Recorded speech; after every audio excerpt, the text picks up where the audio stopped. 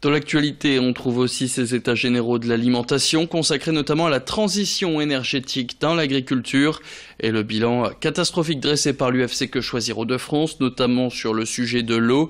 Les consommateurs de la région seraient impactés par la non-application du principe pollueur-payeur.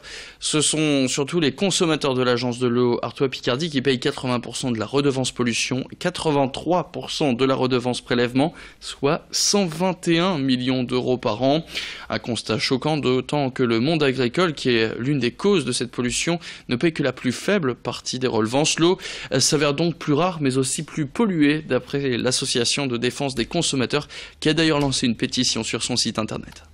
Il y a 80% de ces recettes qui sont payées par les particuliers, par nous-mêmes, sur notre facture d'eau, par le biais de notre facture d'eau, alors que la pollution domestique ne représente que 20 à 30% de la masse de pollution.